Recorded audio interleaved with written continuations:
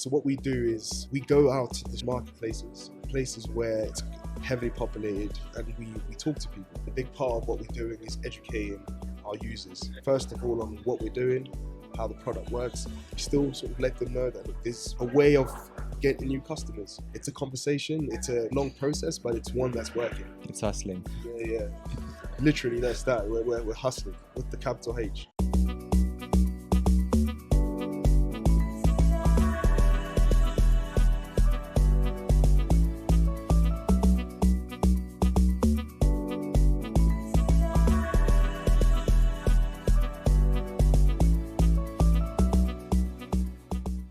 Jonathan, Okay. why do you do what you do? Because I believe that as an African, particularly as a Congolese person, I have a duty to play a part in developing my country. I think as Africans everywhere, whether we're in the continent or we're living in the diaspora, I think we all have a responsibility, being big or small, to sort of impact our countries in some way, and that's what I do. Was this mentality instilled by you at a young age? Yeah, I guess so. My parents have always been very big influences in terms of doing business in Africa. Even though I grew up in the West, there was always this emphasis on whatever you were doing there was to eventually go back and use that as a skill to sort of impart and give to people back. So yeah, it's always been something from when we were kids that one day eventually you'll go back. And what made you guys move to the UK?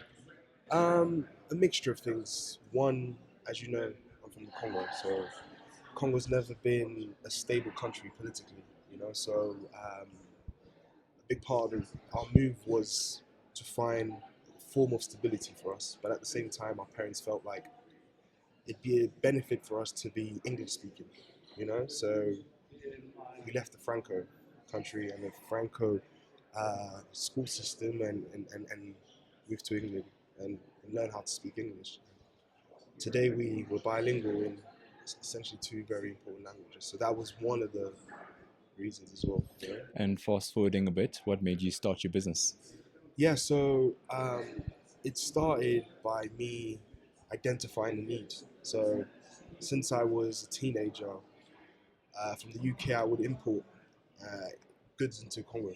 So cars, used cars, clothes, anything I could sort of buy cheap.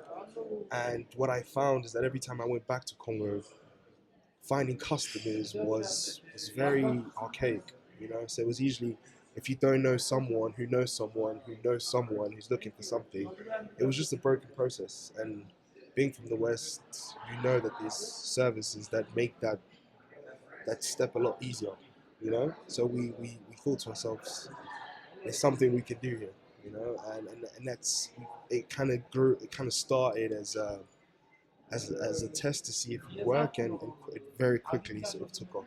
So, And could you walk us through your service offerings and how you actually serve your customers? of course. So we own an app called Zandu. Zandu is an online marketplace, and essentially it's a two-way marketplace where customers can buy and sell goods.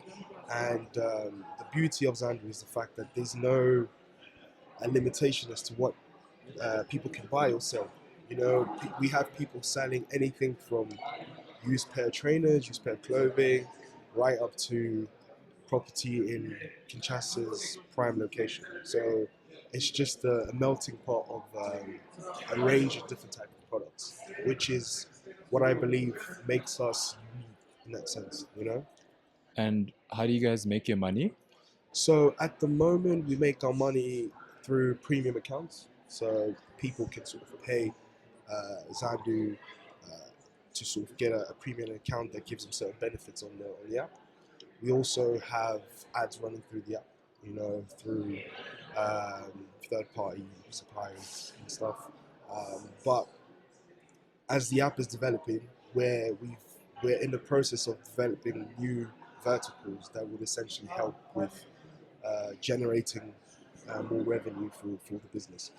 Because a big part of, I guess, our philosophy was that the app should be free, because with a big part of what we're doing is educating customers as well, and we felt like charging them right now just wouldn't make sense. So hence why Zandu is free for the majority of the users, and it's only recently that we've now started to uh, introduce ways of making money, because as a business we obviously have to make money. But for the majority of people, they use it for free, and that's how it's been since we created it. And who's your ideal customer? So our ideal customer is essentially anyone who has a mobile phone. We believe that anyone is a Zandu customer at any at different points of their lives. You know, you could be. I give my own example. For example, when I moved back to Congo, um, Zandu was the place where I found the apartment I live now. But it's also the place where I found the barber who cuts my hair. You know, so it's essentially any person who has a mobile phone, really. You know, so we we are the marketplace, just like there's a physical marketplace. We're the mobile version of that you can carry around in your pocket. You know? So that's that's why it's open for everyone. So the Zandu customer is essentially, it could be your mom, your dad, your little brother, anyone really. You know? And in terms of acquiring customers, could you maybe give us your strategy and process of how you Yeah, get new customers? yeah. So this is a funny story. So what we do is we go out to the marketplaces, places where it's heavily populated. We go to schools, we go to universities, and we talk to people, you know, because as I mentioned, a big part of what we're doing is educating our users, first of all, on what we're doing, how the product works, and you can't really do that via via social media and stuff. You could try to. I mean, to a younger generation, it works, but a lot of the people that use our app as well, especially some of the older people, you have to go down and talk to them. So we have a local team on the ground who every week for 3 4 days go to our local market, so the Zandu, and they speak to people. They speak to people who are interested. Some who are not interested, we still sort of let them know that, look, there's a way of getting new customers. You know, you could be in a marketplace that's heavily populated, and you're reliant on footfall, but you can also have this digital presence on this platform where it brings you new customers. You know, so it's a conversation. It's a long process, but it's one that's working. It's hustling. Yeah. Literally, that's that. We're hustling with the capital H. You know?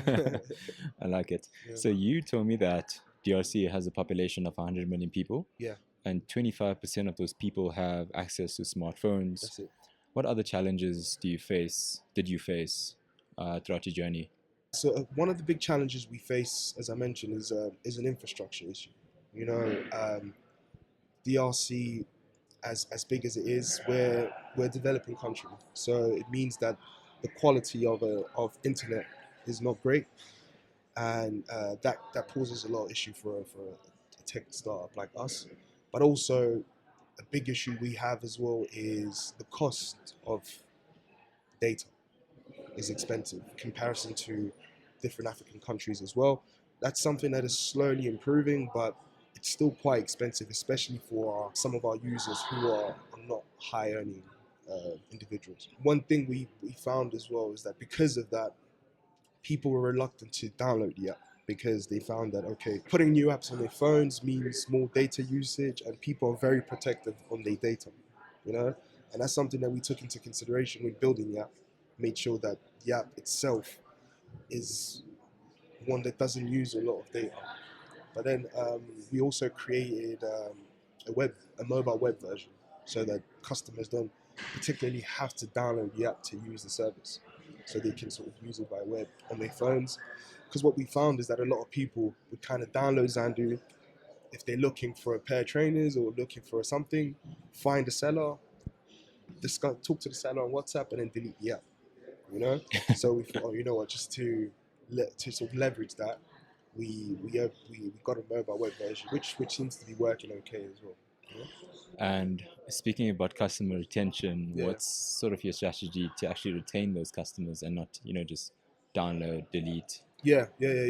So a big part of it is, again, the educational piece. You know, we have this thing we call the Zandu corner, and it's a big part of our app is letting customers know that you you don't have to delete the app. You know, there's better ways of sort of managing the data on your phone. I guess an interesting point to mention is once we started Zandu, we found that a lot of users don't actually know how to use their mobile phones. For instance, what we found is that there's an informal market in the DRC where people charge people to do the basic things that everyone does by themselves. Like, I mean, starting a Facebook, an Instagram page. So people pay people, and then you got people who pay people to start email addresses for him and manage the email addresses for them. So a big part of what we were doing is just teaching people that you can open a Facebook yourself, an Instagram, and you don't need to pay someone to do that. You know, and it's in that educational process that they understand. Okay, you know what? Maybe if I turn off my data on certain apps, I can keep this. You know, but the quality of the offerings we do, making sure that there's a good range of products. You know, because that's what we people know us for now. Is that when you go on Zandu, you can find a range of clothing items, beauty items, cars, houses, and it's making sure that we're consistent with that. You know, so really working with our sellers and making sure that they're constantly posting, that the quality of the posts are good, so the pictures are good, the descriptions are good, because that makes the app better and it helps with retention as well. You know? Has there been any issues with safety? So scammers. You know what? Thank God, since we started with Zandu, we've had three issues.